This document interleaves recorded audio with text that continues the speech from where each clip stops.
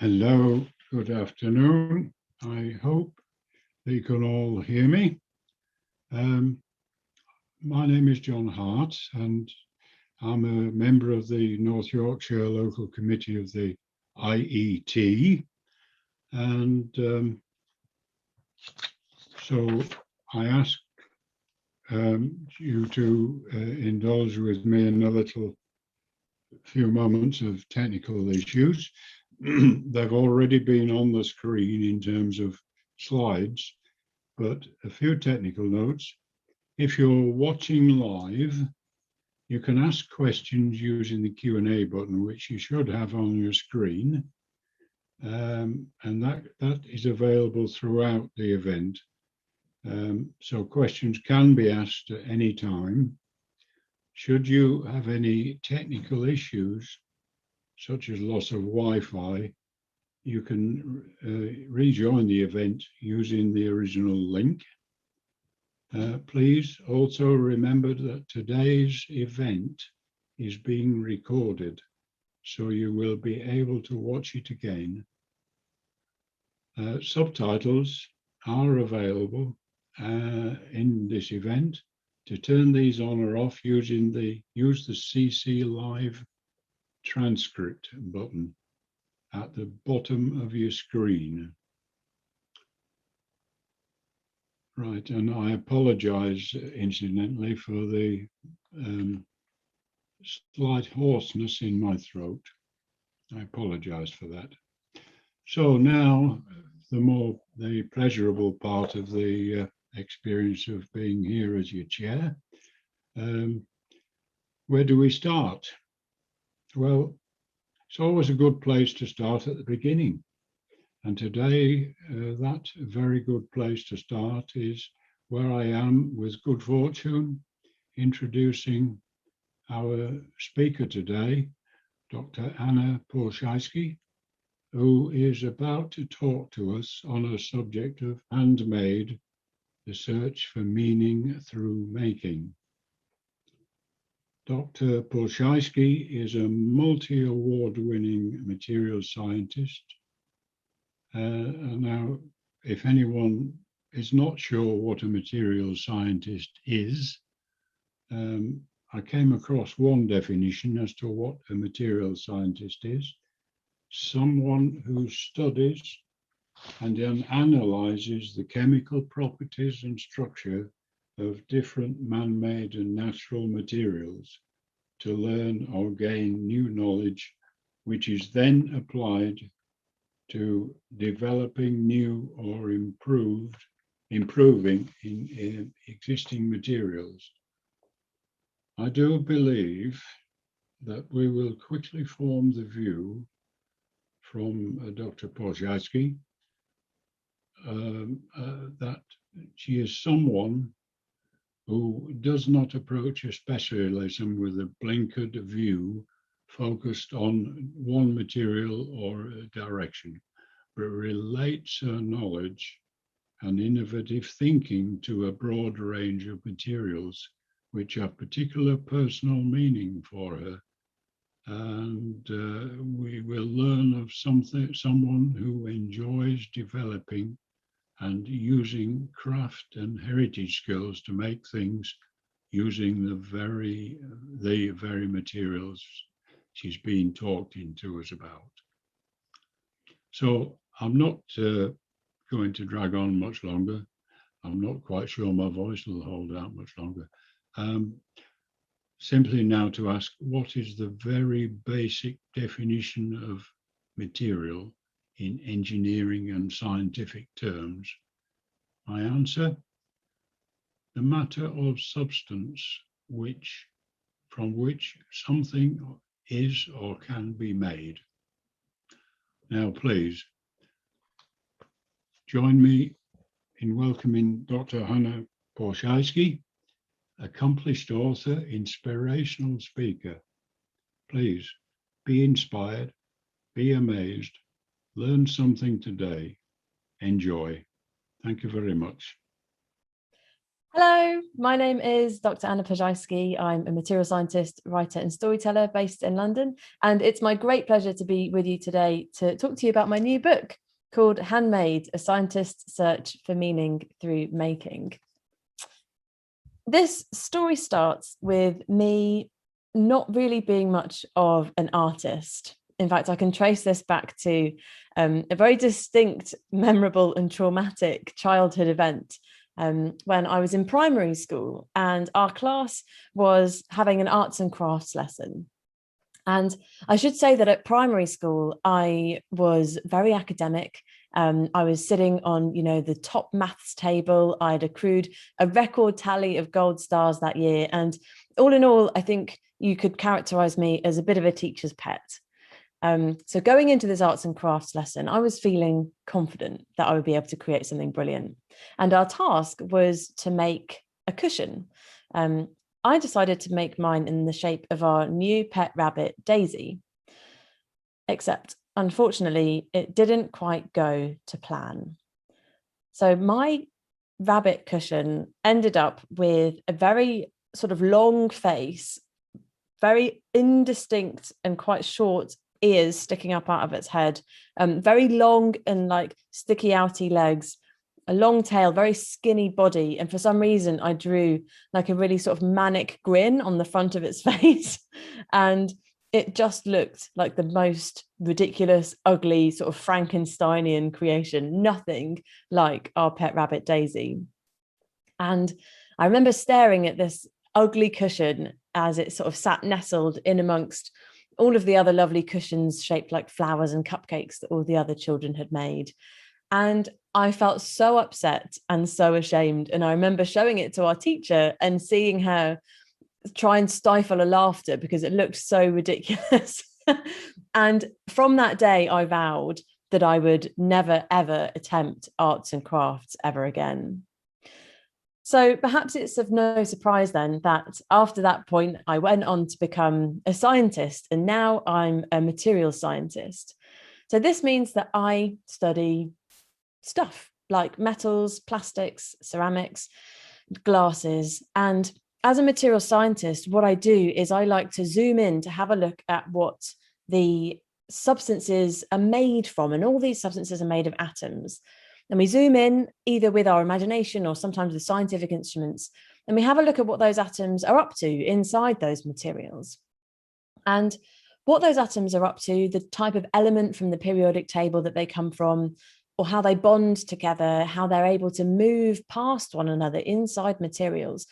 All of those behaviors of atoms can help explain why materials are the way we find them in the real world. So the behavior of atoms can explain why steel is hard and strong and why we can build bridges and buildings out of it.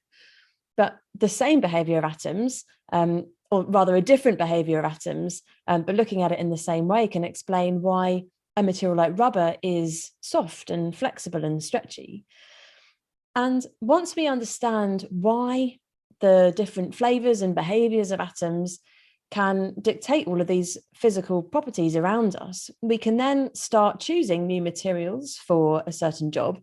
Or even more excitingly, we can start inventing entirely new ones.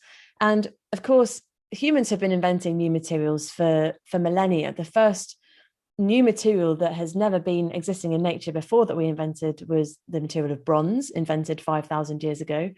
And that tradition of inventing materials now continues in the material science laboratories of today.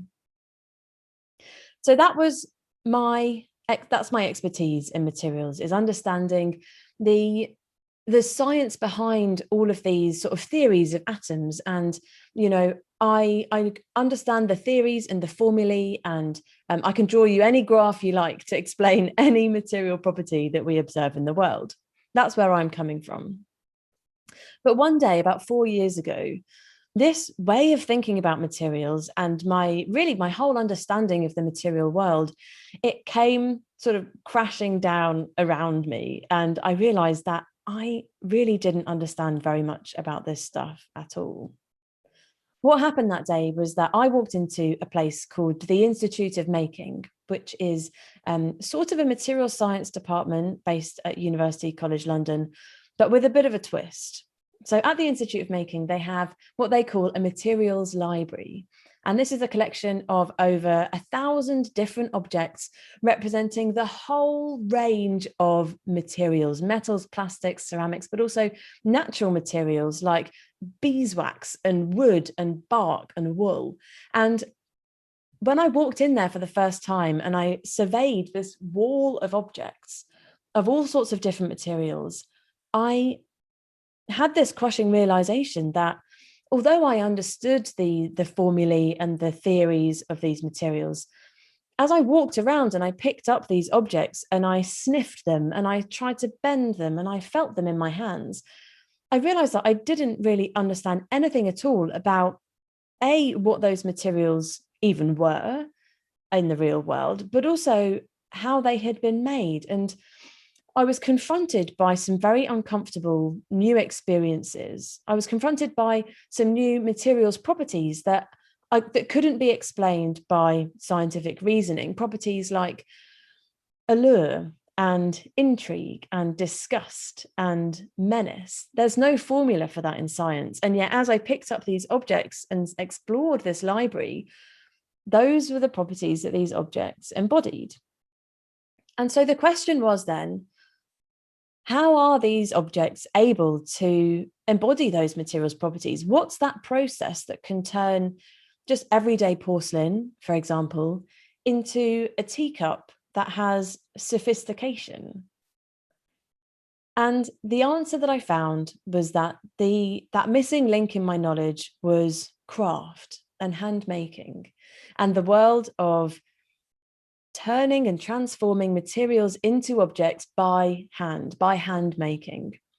So that was the genesis of this book then. I wanted to learn from craft people and expert makers how they turn the materials that I thought were familiar to me into fantastic objects that we all know and celebrate in our lives.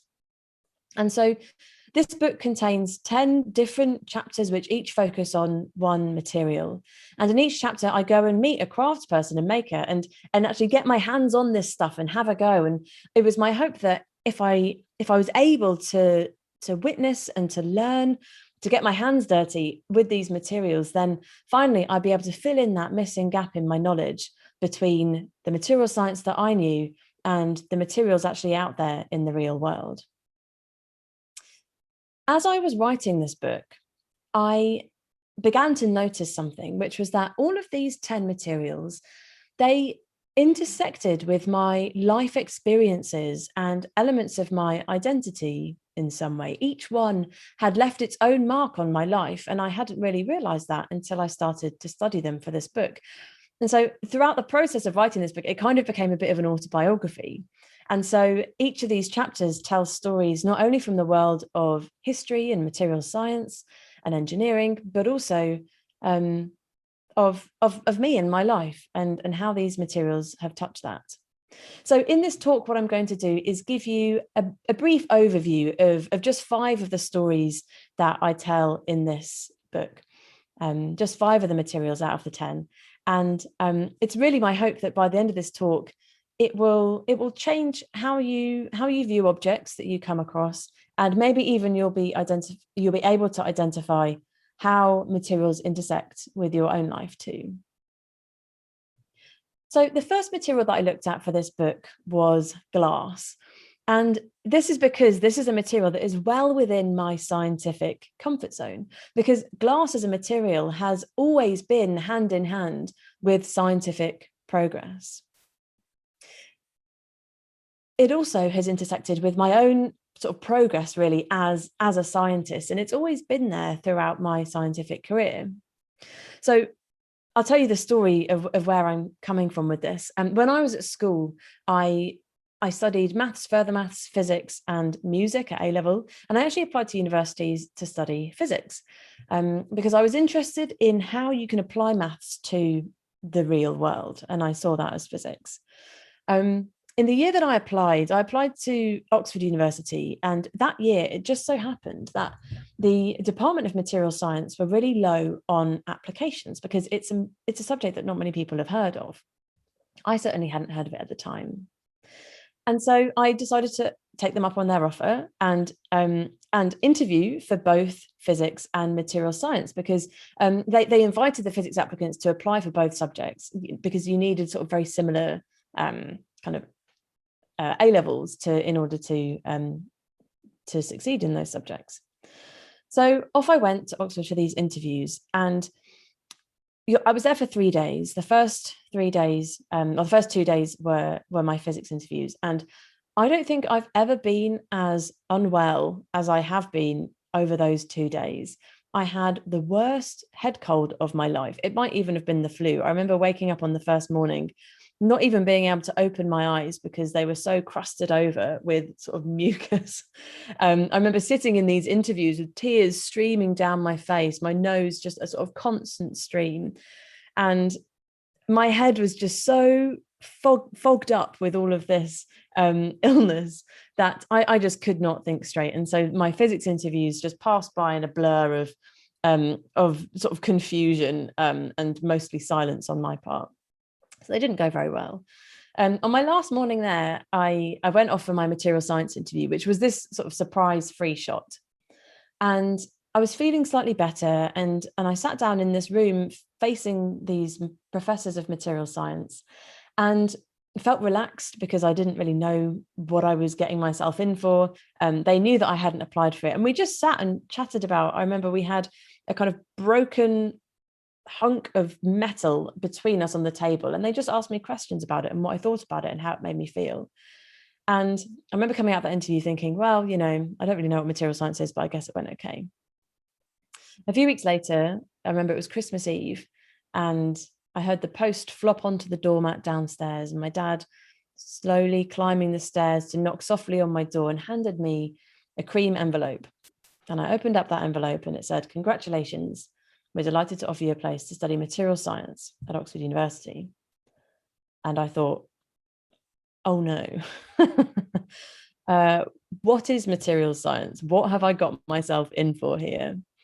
But I took them up on their offer and off I went to study this subject that I had no idea about.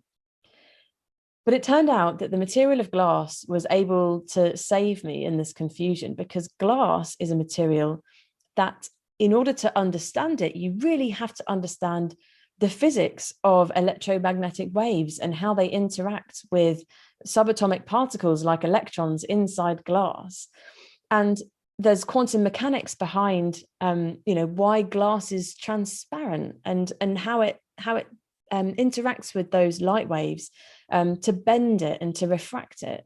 And this material of glass gave me this familiar sort of back door labeled physics through which I could explore this rather uncharted realm of materials.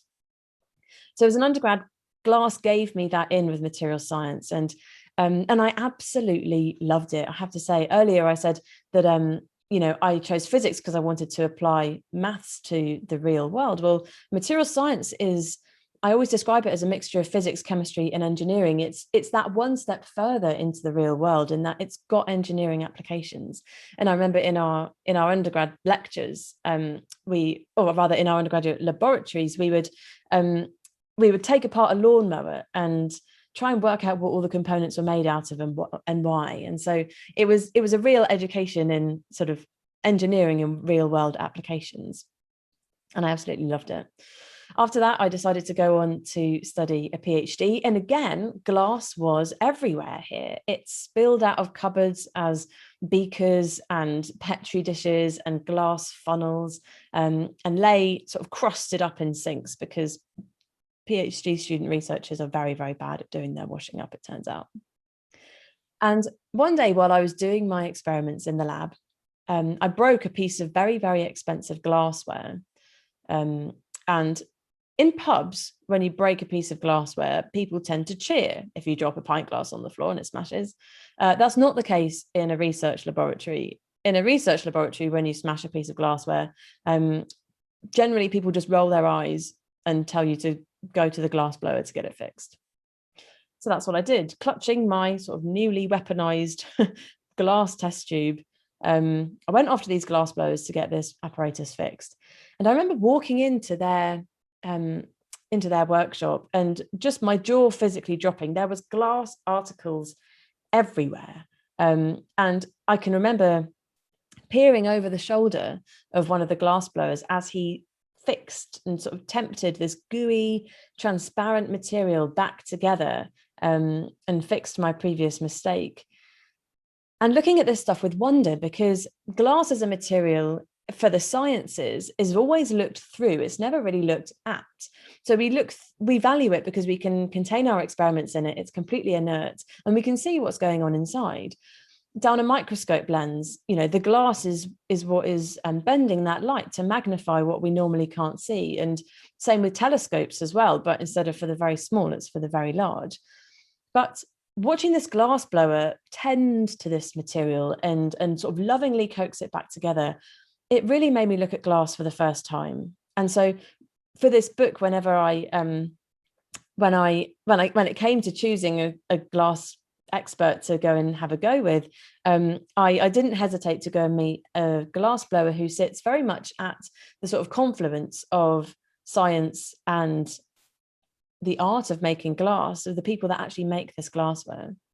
So I spent a day with a glass blower in their workshop, and I'll show you what I made. It's not especially impressive.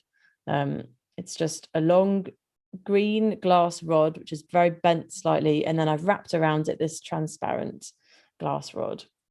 And this was my first attempt at sort of getting hands-on with these materials, and it was transformative in terms of my understanding of materials, because for the first time, like I said, I understood the theories of glass. I understood why it softens when you heat it up, but I'd never really felt that softening under my hands. And glass is amazing because as you hold it in the heat, it goes from being a very stiff and rigid and brittle material, and it just softens and it yields under your hands and becomes more and more runny as it heats up.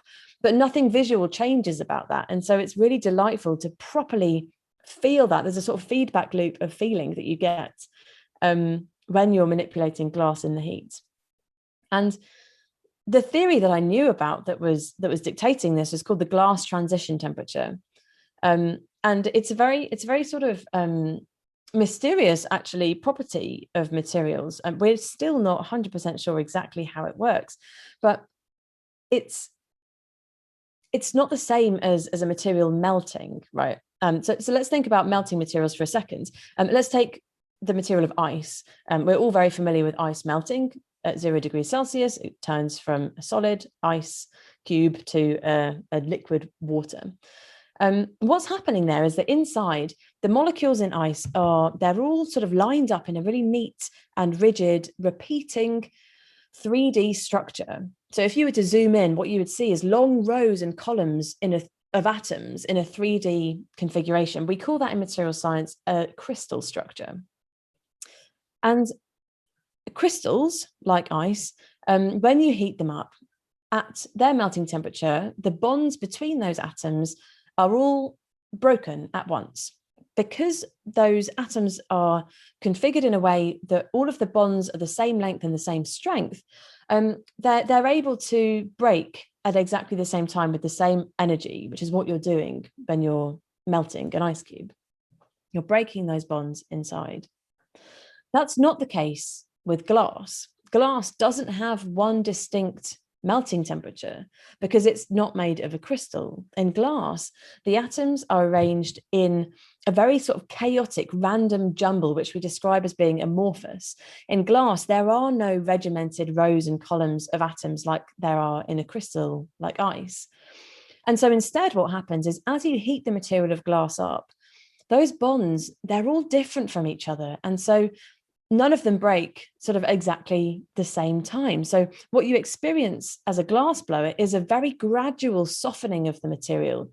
So it goes from being solid-like to being liquid-like over the course of, a few hundred degrees Celsius.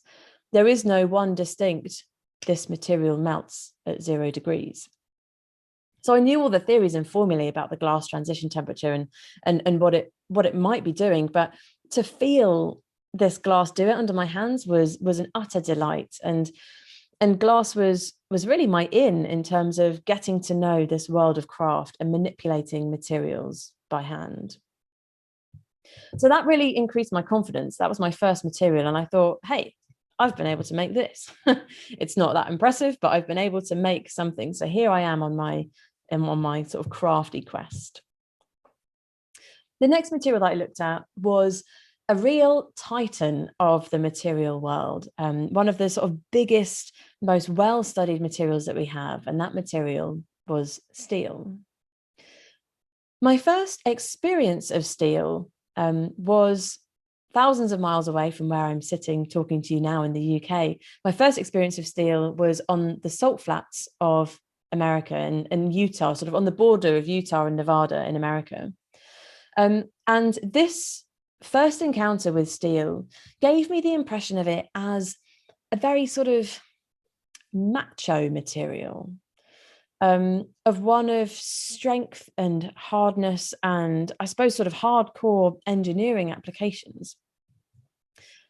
And I'll tell you the story of this experience, and then we'll think a little bit more about, you know, these personalities in materials. How do materials have personalities? Well, this macho personality of steel was first evident to me, as I say, on the salt flats of America. I was there as part of a land speed racing team of engineers trying to break a land speed record with a vehicle. This vehicle, there were all sorts of different categories that were tried to be broken at this 1 week of speed racing on the Bonneville salt flats. Our category was a 1 litre engine car, a streamliner car. So the driver has to sort of lie down in the front of the vehicle. And the record that we were trying to break was 313 miles an hour. Now, on this team of engineers, it was me. And at the time, I was vegetarian, 20 years old. I had long blonde hair. I was studying for a degree in material science at Oxford University. And everyone else on this team was a middle-aged Glaswegian car mechanic. And so it was an interesting team dynamic from the off, but we were all united in this one quest to try and break this land speed record.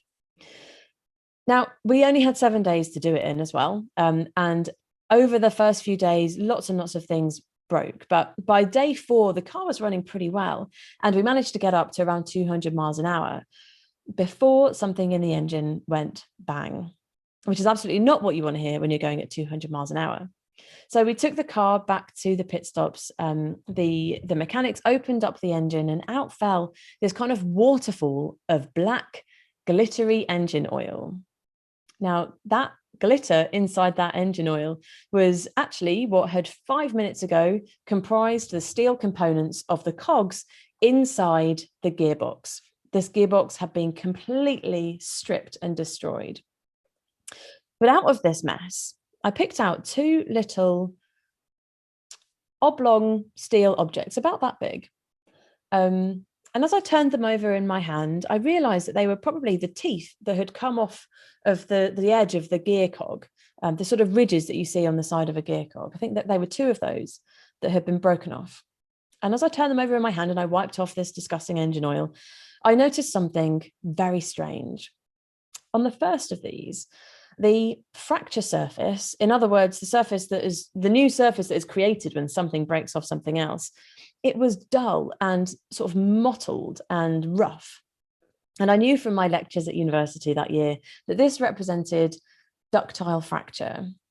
Now, ductile fracture, you will have experienced this as well. If you've ever tried to share a bar of Snickers with someone, a Snickers bar, then when you break the material, it doesn't snap quickly, does it? It sort of bends and it flows and you pull it apart slowly and you end up with a rough fracture surface. That's ductile fracture. The other little tooth off of the gear cog looked completely different. This one had a flat and shiny fracture surface like a mirror. And again, I knew from my lectures that this represented brittle fracture. Now, brittle fracture is like what you would experience if you were going to snap a piece of dark chocolate in half. It would snap quickly and what you'd end up is a very flat fracture surface. That is brittle fracture. But here's the mystery, right? These 2 little pieces of steel are made of exactly the same material, but they had broken off in very different ways, one like a Snickers bar and one like a piece of dark chocolate. So how was this possible? This was the mystery. And what I realized was that there are two ways that a material can change from being like a Snickers bar to being like dark chocolate. One is temperature. So if one piece of this steel was much, much colder than the other, then it might be more inclined to break in a brittle way than in a ductile way. But this couldn't have been the case here, because the gearbox would have been exactly the same temperature throughout. So instead, what I think happened is to do with the speed at which these two materials broke off. Because if you take something like a Snickers bar or a piece of steel and you break it, instead of slowly, if you break it very, very quickly, then actually what happens is that the material doesn't have time to do all the bending and flowing of ductile fracture. Instead, it just snaps off like brittle fracture if you break it very quickly.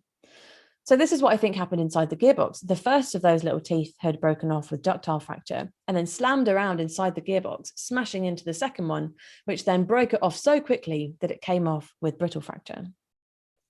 So this was my theory. And as I sort of looked around at the engineers that were working with me, I faced a decision, which was, do I share this theory that I've developed based on my kind of very academic knowledge, or do I leave it? Because actually, this whole gearbox obviously needs replacing anyway. And in the end, I decided to stay quiet because, I was faced with imposter syndrome. I didn't think that my knowledge was really going to be welcomed in this very macho environment of land speed racing. And so steel in my head maintained that sort of macho personality throughout my materials education. But all of that changed when I met a maker as part of this book. I went up to Glasgow and I met a blacksmith whose name is Agnes Jones. And she completely changed how I think about steel, because in her work, she's an artist blacksmith. So what she does is create what she calls line drawings out of steel. So she heats steel up in her forge and uses hammers and force and welding to create these very, very beautiful and intricate bars of steel that are curved and bent in such a way that they create these beautiful forms, quite often very feminine forms. And watching Agnes at work and having a go at blacksmithing myself, it really subverted everything that I thought was possible with steel. It doesn't have to be this macho material that we only reserve for hardcore engineering and teams of male engineers. It can be used as an artistic material, a beautiful artistic material by a whole range of different people. And it was amazing to experience this titan of the material world and to see its slightly softer feminine side as well. So craftspeople like Agnes in my material journey in this book, they really helped to change what I knew about materials and sort of how I approached them. The next material that I looked at was one that I actually had quite a bit of personal history with as well. During my PhD, I experienced what I would say a very sort of low time in my life. The workplace environment I felt to be very hostile. There was one particular character who was a bit of a bully. And over the 4 years that I was there, I became quite lonely, quite isolated. And at the time, I was the only woman working in this whole laboratory, which, was very isolating and difficult. Eventually, one or two more women joined, and actually, one of these I became good friends with. And the reason we became good friends was that we decided to get out of this lab one day and actually go and try throwing with clay on a potter's wheel to try and make objects. This was actually at the Institute of Making that I mentioned earlier. And I remember these pottery afternoons in joyful technicolor against what was otherwise quite a sort of sea of depressive grey of the rest of my days working in this PhD lab. And we didn't ever make anything particularly impressive or worth firing, but the importance was the process of shaping this clay and spending those hours together chatting and laughing and getting a break away from that laboratory. And so when it came to making something, or to return really to this material for this book, I decided to sit down with a master crafts person called Darren Ellis and actually have another go at pottery in the hope that it might be able to form some kind of closure on those difficult years. So I'll show you what I made. I made this rather wonky mug with Darren on the potter's wheel. And the fantastic thing about this is that this is a very ancient craft, right? We've been making sort of stoneware and earthenware goods for thousands and thousands of years. And it was only once I'd made my own mug, my own material, my own sort of object out of this material, that I really came to see it for the amazing stuff that it is. And we all take the material of clay for granted all the time. But if you think about it, when you have a mug of tea, you're putting in sort of scalding hot water, nearly 100 degrees Celsius, and you wrap your hands around it like this, and your hand is protected from that scalding water by just a couple of millimeters of material. Right, clay is a fantastically thermally insulating material, but we so often take that for granted. And in the clay chapter, I explore how scientists and engineers have taken this idea, which was developed by craftspeople, to some very technical extremes. During my PhD, I got the chance to go and work at the NASA Kennedy Space Center in Florida. And there I visited their Atlantis Space Shuttle exhibition. And the Atlantis Space Shuttle was designed to go up into space to the International Space Station and then re-enter the Earth's atmosphere. But the heat of re-entry was well over 1,000 degrees Celsius. So what they needed was a material that would insulate the astronauts inside, so that they would be able to survive this heat of re-entry. And the NASA engineers were inspired by the technology of potters like Darren to apply ceramics, very, very high-tech ceramics, but ceramics nonetheless, to the insulating sort of tiles that they have on the outside of the Atlantis Space Shuttle. And with just a few centimeters of material, they were able to keep out the intense heat of re-entry and allow those astronauts to return safely home. And I absolutely loved this crossover of the technology and the craft of ceramics in, the tradition of potters like Darren, with the high-tech engineering applications and sort of space engineering applications that I saw at NASA. And so that was a lovely crossover of these two worlds of science and craft. So at the start, I said that material scientists look at four main categories of materials: metals, plastics, ceramics, and glass. And I covered all of those materials at the start of this book in the first half. Those were in my scientific comfort zone. I knew the theories and formulae of those.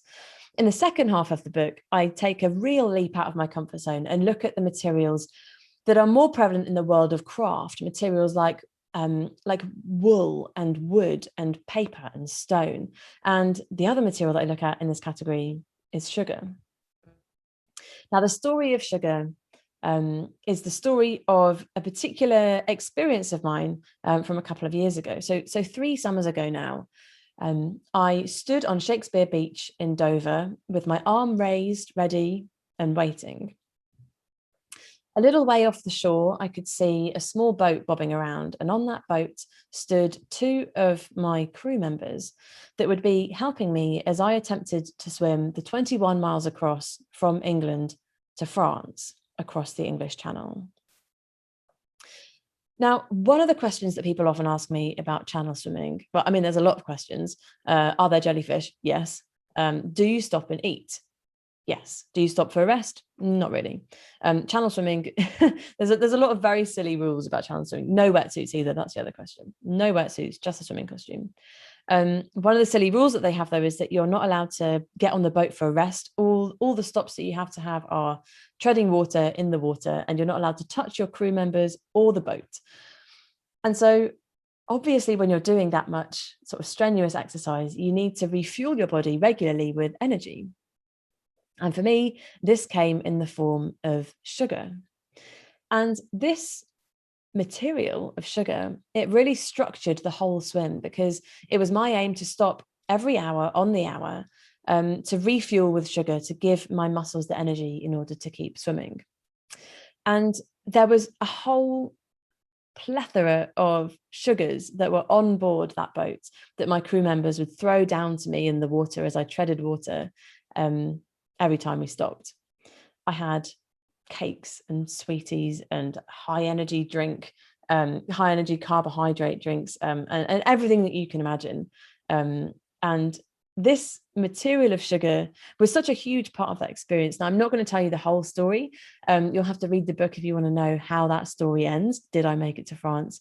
But it was a fascinating kind of exploration of a material that we don't often think of as a material as sugar. You know, we think of it as maybe a chemical or a substance or an ingredient even. But sugar it's a massive material in our culture. When I met my expert maker, Ellie Doney, for this chapter, she described sugar to me as a force. Now, of course, in science, we think of forces as being something very distinct, and we can do mathematics around forces. But Ellie's an artist, and her use of that word force was really about cultural forces and the forces of economics, because sugar was a huge driving force of the international slave trade over the 300 years that it existed. You know, the machine of all of that atrocity was really driven by Europeans trying to make money out of sugar. So this material has this really dark and dangerous and shameful past, and it is also a material in our culture now that that we celebrate, and it's addictive, and it's naughty, and it's sometimes gendered as well. You know, sugar and spice and all things nice, it's really got into our psyche as a culture, this material of sugar, and so it's a force, but it has so much power over us as a society. And I just thought that was fascinating. The idea that a material could do this was really fascinating, and I explore all those ideas in this chapter. But as I say, you have to read the book if you want to know whether I actually made it to France. The final material that I'm going to talk to you about in this talk was another one from the world of craft. And actually, one of the questions that people have asked me since writing the book is, you know, what craft did you take forward into your life? Are there any that stuck after you tried them? And the material that I've taken forward most from this experience has been wool. And my chapter about wool is all about the fact that it's the story of really, I've never been much of a sort of city dwelling type person. I didn't grow up in a big city. I've lived in London now for nearly 10 years, and I find it claustrophobic and oppressive and very hostile as an environment to live for a long time in.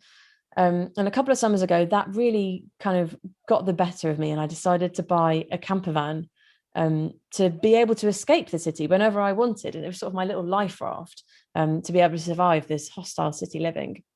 So I bought this camper van. He's called Alan. His full name is Alan Carr because he's a camper van.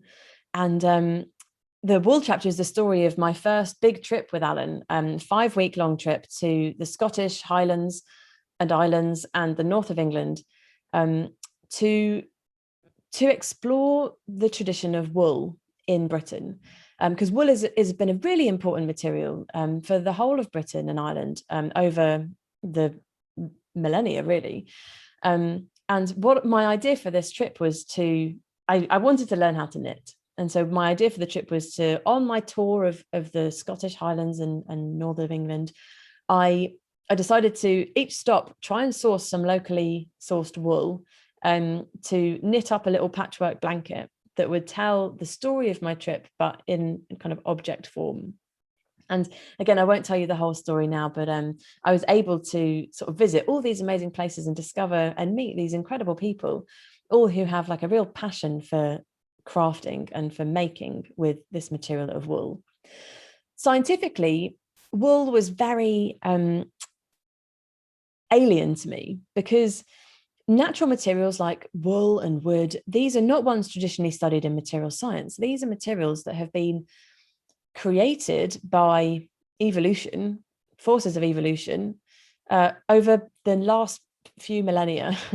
And looking into the molecular structure of materials like wool and wood, for this book, it really gave me an appreciation of the kind of the majesty really of biology and how incredibly intricate and complex the molecular structures are inside these materials. Inside wool, it's basically made of sort of protein amino acids, and these amino acids are long chains, and these chains sort of twist along their own length, but then those chains twist around other chains and then to make up sort of bigger ropes, and then those ropes twist around other ropes, and then those ropes are embedded in sort of complex matrices which are then twisted around, and it's just the most complex, interesting hierarchy of structures out of structures out of structures that we have still never been able to recreate in a material science laboratory. And so to look at a traditional material like wool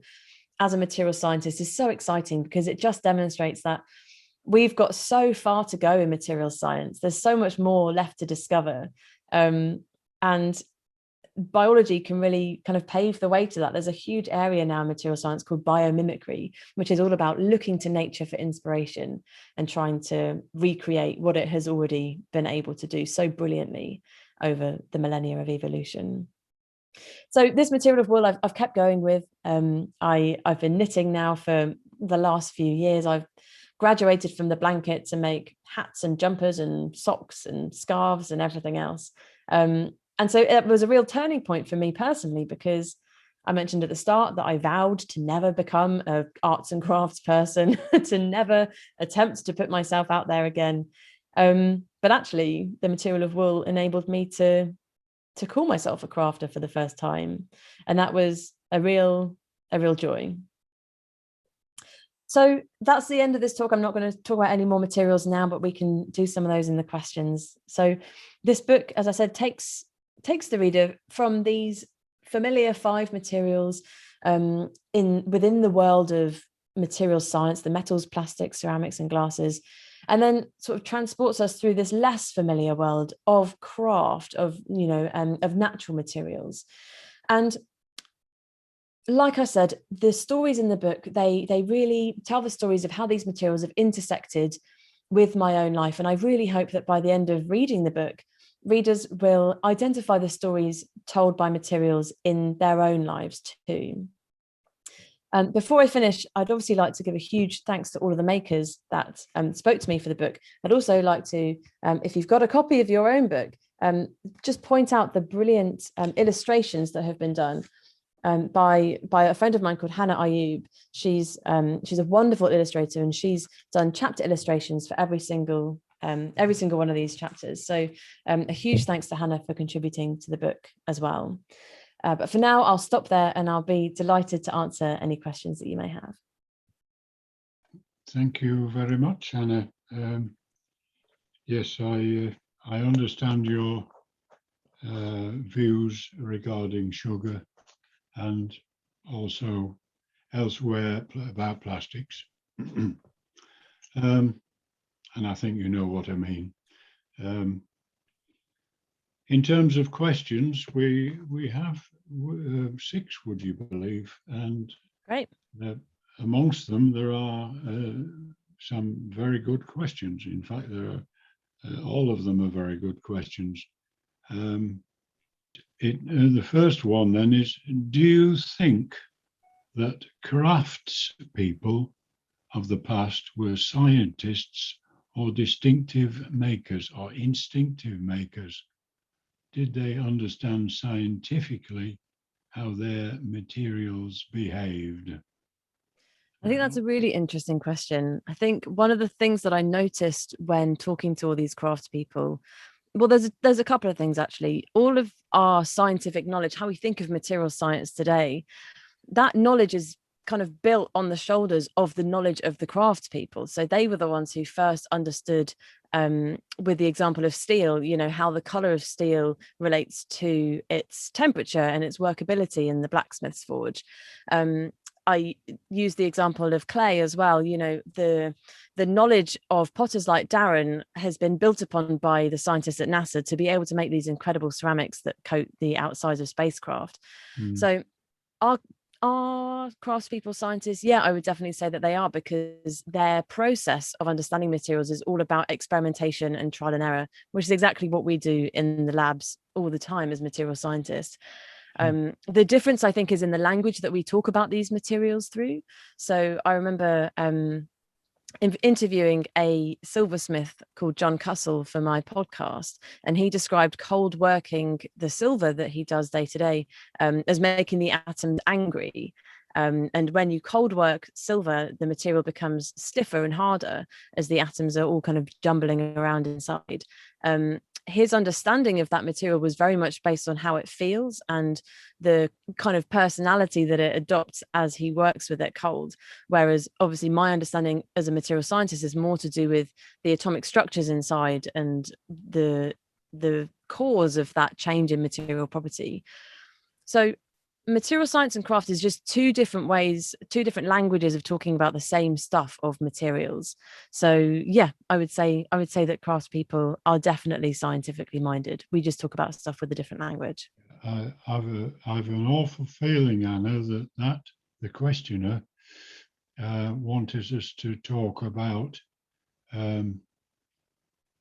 going back way further in time in terms of the use of materials. I mean, I was sitting here thinking this morning, reflecting on things like the Staffordshire hoard, for instance, in terms of the sort of abilities and craftsmanship of the makers of the Staffordshire hoard.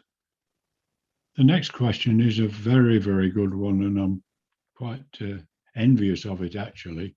What is your least favorite material and why? That's a really good question, because most of the time people ask me what's my favorite material, and it's always impossible to answer. Yeah.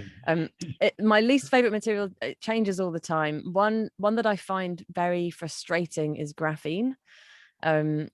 Because in the UK, we're very proud of graphene. It was discovered in Manchester and it won Nobel Prizes, and it brought a great deal of kind of excitement to the material science community. The reason that it frustrates me is that it's become very, very popular as a research topic, understandably, because under certain conditions, the material of graphene has some incredible materials properties. Under certain conditions, when you measure its strength, it's 400 times stronger than steel. It has some of the, it's got almost zero electrical resistance, so it is almost a perfect conductor of electricity under certain conditions. But the problem with all of these caveats is that when we measure these materials properties in a lab under very, very controlled circumstances, then graphene does have these amazing properties. Unfortunately, it's also very, very delicate as a material. Graphene is a single layer of graphite. So it's a single layer of carbon atoms bonded together in usually quite small sheets. So it's a very flat material. We describe it even as a two-dimensional material. But when we measure these properties in the lab, that's very controlled conditions. In the real world, when we try and apply graphene to, make devices out of it or to make useful composite materials out of it, it has a tendency to clump itself together, or to we can't make very large sheets of it. So it can only be made in extremely small quantities. And so the frustration that I find is that quite often in the material science literature, often material scientists will just try graphene as a solution to pretty much any kind of field, because it's sort of a popular material, it's sort of well publicized, it's likely to get published because it's kind of the now material, but actually it's extremely difficult to make. It doesn't tend to behave as we predict it to behave, and its properties aren't all they're cracked up to be. So I suppose that means it's my least favorite. I still think it's quite interesting, but it is certainly a frustrating one for me currently. That is a very good example of a material that's not eminently practical, shall we say, even though it has a lot of promise, and it's possibly one that we could that could be sort of thought of as like you said yourself there, it's often the source of research material now. It And is. And that's the exciting engineering challenge about graphene, is to solve all of its difficult problems in order to make it a practical material. exactly. And in its defense, it's only been around for about 10 years. So we'll probably get there quite soon. Yeah, I understood. But yeah, I think obviously they're trying to swing the balance, I think, in that respect. They're trying to make it, swing the for and against balance in the right direction on that one. But for now, here we are, 2021. We'll put graphene down because it's not entirely practical. Anyway, there is a young lady here. She would like us to ask you, has going on this journey had an effect on your scientific work in any way? Do you feel your perspective or methods you use with certain materials have changed? Now, I have a feeling that this young lady is probably there or thereabouts with you good self. Yeah, it's definitely changed how my scientific work has evolved over the last couple of years. Concurrently, while I was writing the book, I was also working as a research scientist. My topic was 4D printing, which means 3D printing with materials that move after you've printed them.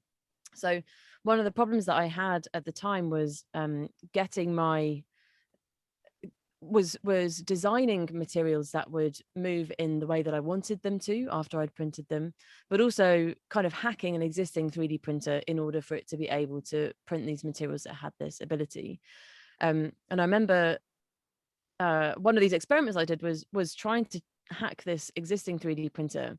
One of the things I had to do was to have a look at the materials that I was printing, and also the substrates, or the kind of the materials that I was printing onto. I got a load of scrap fabric out of the scrap fabric cupboard, and I needed to understand its structure. And to do that, I put it under a microscope. And when I zoomed in to have a look at the structure of this fabric that I was about to 3D print onto, I recognized the kind of fingerprint of a woven construction. That was one of them. And then I put a different fabric under, and I recognized the pattern of a knitted construction. So my expertise, or my kind of experience in knitting, was able to kind of show me how these different fabrics were going to change mechanically after they were 3D printed on. After that, I needed to tweak the settings on this 3D printer in order to be able to kind of extrude the plastic that was coming out of the nozzle of the printer onto this fabric rather. And in the book, I talk about a maker that I meet in the plastics chapter, where he had built his own plastics extruder that could recycle plastic beads into these kind of artwork pieces that he was making. And I had a go with his sort of handmade extruder. And I remembered when I was talking to this maker about how he was sort of tweaking his equipment, he told me that the hotter the extruder, the kind of runnier the material was. And I knew that for my 3D printer, I needed the plastic to be as runny as possible in order for it to kind of ooze into the little tiny spaces in between the fabric. So I knew that I needed to turn the temperature up on this 3D printer. So that was another example of how what I'd learned in craft was able to be applied to my science. And the final example, actually, in that same experiment, was that when you do 3D printing, you have to design your whatever it is you want to 3D print on a computer program, and you can kind of click and drag this object that you create on the computer in this software, and view it from all these different angles. But that requires you to think in 3 dimensions, which to a lot of people isn't intuitive. The type of people that I met whom it is intuitive to are stonemasons and wood carvers, because they constantly have to think in 3 dimensions in order to carve out of a 3D block, some object that they've got in their mind. And so I learned from the stonemasons and the wood carvers how this skill of 3D thinking can be applied to 3D printing and material science. So there are lots of different ways that my experience in craft has been able to influence my scientific research. And alongside the book, I also have a podcast called Handmade, and I interview loads and loads more makers than I feature in the book. I've interviewed about 80 of them now. And now I've built up this kind of huge network of materials experts, from potters and bakers and blacksmiths to embroiderers and knitters. And they all have expertise that I quite frequently call upon when I have a question about a material in the lab. So yes, that's a very long answer to your question. That yes, experiencing craft and making has really influenced my scientific research as well, and how I think about the materials. Yeah, that to me that's a very good answer, actually, Anne. And I'm only disappointed that I'm not the author of any of these questions, but they're great questions. I think we're very close to the point when we're going to have to close this live session down. But okay. I will ask one more. What do you think is the most important? Crafts techniques being passed on, e.g. by a grandmother teaching her grandchildren how to knit, or learning them from a science perspective? Oh my gosh, that's an impossible question. I think both are equally as valid and important. That's the point that I was trying to get across with the book, really, is that, like I say, these are just two different ways of thinking of exactly the same thing. And I know that the audience of the book, it was a challenge to write for kind of both audiences, because I knew that some people would be coming at this as more scientifically minded people, and others would be coming at it for more kind of craft minded material people. Exactly. So I think both are equally as valuable. And in terms of knowledge being passed down, I think there's an easier flow of information there from teaching, families teaching each other these crafts processes. One of the problems about science is that people often get put off early on in life, and later on, up the process, scientific knowledge is kind of contained in often in kind of institutions. If you want to learn about science, then you have to learn it in a university, really. And the value of popular science writing is that we are trying to let this information be a bit more accessible to everybody, so that there isn't so much of a barrier to entry of scientific knowledge. So that's what I'm hoping that this book does slightly, is to make this science a bit more accessible to everybody. And yeah, so I think both are equally as important. The last question that I have, actually, then, Anna, and we have to make this one the last one anyway. Mm-hmm. What advice would you have for someone looking to explore hand making objects in a similar way? Do you have a favorite experience you would recommend everyone trying, or one you feel would be particularly fun, accessible for a beginner? Yeah, great question. That's actually one of the questions that I often ask to all the crafts people on my podcast is, if people have enjoyed hearing about this, then how can they get involved? How can they sort of give it a go themselves? There are lots of crafts featured in the book that are more difficult to do at home. Pottery, blacksmithing, all takes quite a lot of equipment. I would say actually the most accessible one was knitting. You can get some wool from a charity shop for a couple of quid, some knitting needles as well. And YouTube actually is a fantastic resource for any craft that you want to get into. So that's a great port of call if you want to kind of watch videos, how to sort of get into these crafts, and that's a really, really good resource. And also just, have a Google, seek out your local makers. One of the brilliant things about craftspeople is that they are always, in my experience, very, very happy to kind of share their expertise with especially with, local crafts groups. A lot of them will run workshops, especially now that things are opening up again this summer. So it's never been a better time to get involved. So have a Google and see what's around in your local area. And yeah, good luck. I hope that you find something that you enjoy. It just remains for me to propose a vote of thanks to you, Anna, for giving up your time, especially being as you're on vacation. I hope you continue to enjoy a safe and happy vacation. And thank you very, very much indeed for your time today. It's been very interesting. And I hope the audience have, like me, derived a lot of enjoyment and fulfillment and inspiration from your talk and from your book, of course. I have to sell your book, of course. Thank you. Anna, thank you very, very much indeed. Thank you for having me, and thank you, John, for hosting, and thanks to everyone for coming this afternoon.